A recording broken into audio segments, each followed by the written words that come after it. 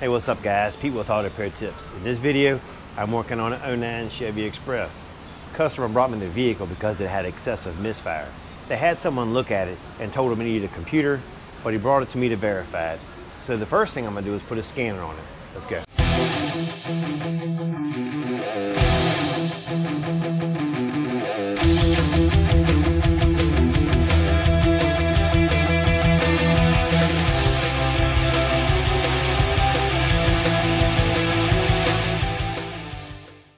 Guys, if you're a motorhead like me and you love working on your own cars, you found the right channel. Consider subscribing and don't forget to hit that bell for notifications. On the 09 Express, the OBD2 connector is located, if you're looking under the dash, here's your parking brake release, just to the left of that, right up under here.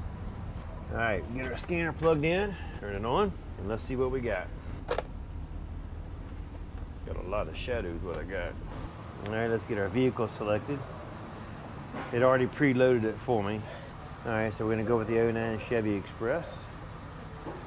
Engine. Let's take a second, let's look at the codes. We're gonna display the codes. DTC, diagnostic trouble code. All right, so we have fuel system is lean. We have a engine misfire. Ignition coil 1357. So let's go back up here and let's go to misfire data. Looking at the misfire data, 2, 4, 6, 8 are fine. 1, 3, 5, 7 misfiring. All right, so the next thing we're going to do is we're going to go ahead and pop the hood and visually look at the ignition coils. Went ahead and removed the doghouse to go ahead and get to the engine. And you can see on this engine here, each coil pack has its own cylinder. So I went ahead and pulled a schematic to make sure I was going to check the right side. Speaking of schematics, they're really important when you're working on cars. And if you become a member of this channel, in the members lounge, you can ask a tech anything. We'll get back to you and we'll answer all the questions that we can. Plus, we'll give you up to 1 schematic per incident, which means if you have something on coils, we'll send you a schematic on coils. If you have something on a starter later on, we'll send you a schematic on the starter. It's $1.99 a month. Check it out. All right, looking at the schematic, 1, 3, 5, and 7 are going to be on the driver's side. That's the front of the vehicle looking at it this way. That is your left side of the vehicle. The driver's side is always considered the left, and passenger side is always considered the right. It looks like somebody's already had it unplugged checking it. All right, I cut the car off and I popped off the ignition coil wire. I'm going to get a test light. I'm going to hook it to a ground and we're going to see if that coil pack's firing. All right, we're going to hook the test light to a good ground. I'll start the engine, hopefully. You know, they would bring me a key that is just screwed up. Time I go to start, I gotta play with it. All right, literally after about 10 minutes of jiggling that key, I finally got the thing to start.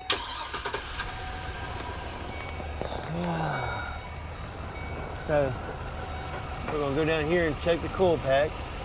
It is not firing. If I pull this one off, it's not firing. I pulled the wire off every single coil pack and none of them are firing. I did check to make sure I had a good ground.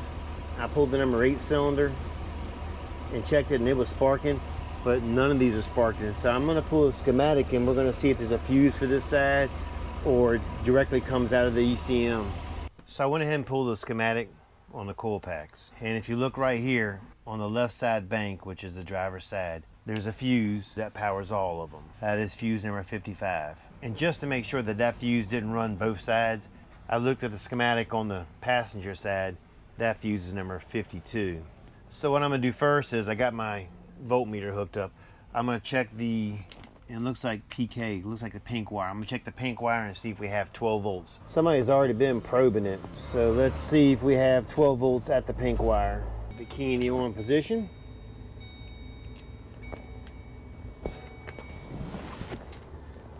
All right, there is nothing there. Let's check this pink wire, see what we got here. Tell you what, I'm gonna get a little bit better setup on this. Went ahead and peeled back the wire a little bit, and I was noticing a discoloration. This is pink to orange, so it's definitely faded. So I'm gonna check the pink and the red one. Check for them for voltage just to play it safe. Okay, let's see what we got here. 1.72. definitely not enough volts. Check my ground, make sure it's correct. The ground looks good. So let's check that red wire, see what it looks like, just to play it safe. Any of the tools and parts that are used in this video, I'll put links in the description where you can get them at. All right, there's nothing there, so it's definitely going to be the other wire. So looking at it, this wire is definitely the pink wire. It just kind of fades out into the harness, so it looks orangey. Looking at the schematic, the red wire on the number 7 cylinder goes into the ECM. The pink wire is the 12 volt supply. We checked all the pink wires, none of them have 12 volts. So let's go under the hood, because it says it's under the hood, fuse 55, and let's take a look at it. On these 09 Expresses, the fuse panel is located under the master cylinder. They're a pain in the butt to get to. So I'm gonna go ahead and get that cover off, and we'll take a look and see what we got. So looking under the fuse cover, you can see right here, 55 is located right there. So that's gonna be on the back side, 2 up.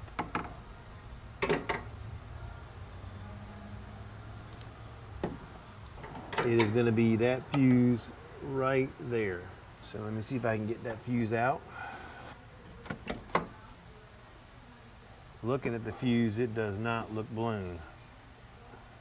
We're going to check both sides of the fuse box and see if one side is hot. All right, what I'm going to do is I'm going to put a test light down here and see if it lights up red. So we do have 12 volts to the one side. I am sorry for the view, but it is really hard to get a good angle on these things for you to see what I'm doing, because my hand is way down there. All right, and with the fuse in, let's check it now. So there is 12.3 and 12.3 going through that fuse. I'm gonna check one more time here at the coil to see what those volts were. And I'm pretty sure it's our 1. And I'm gonna try something just to see what happens here. We're gonna have do a little experiment. I'm gonna supply 12 volts to that wire and let's see what happens. So my next step in testing this, I took a wire, hooked it to the positive side of the battery, and I'm gonna supply 12 volts to all the coils because they're all in a sequence. And there you go, and this is going. Engine's firing just fine. If I pull this coil pack off,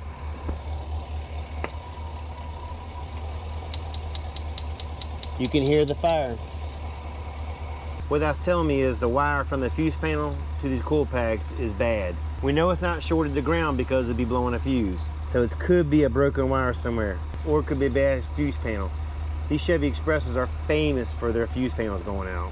I think my next step is to go ahead and pull the fuse panel out, and let's look behind there. I'm not gonna be able to get the camera down there while I'm taking the fuse box out, so I'm gonna explain it to you and then I'll show you the fuse box once I pull it out.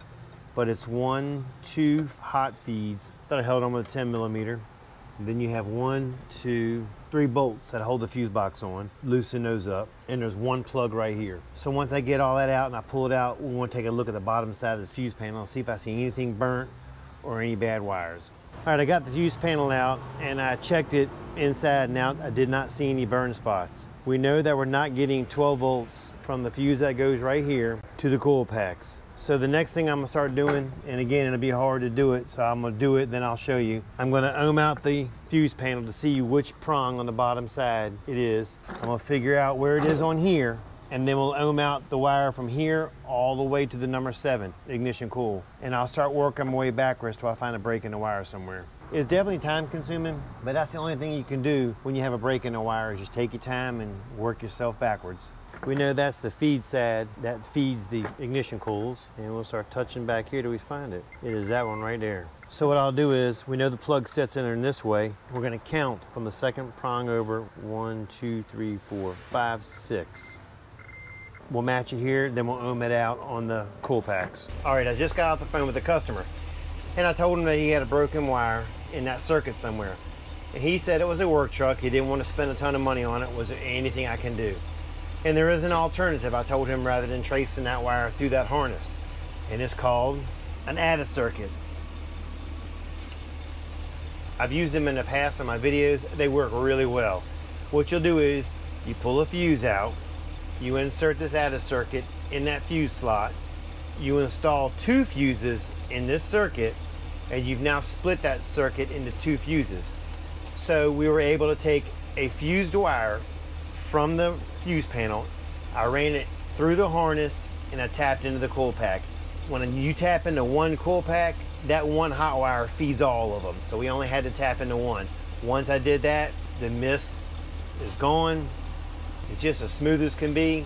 I was on my test drive, everything works fine. All right guys, thanks for watching. That's it for this video. Catch you later. Peace out.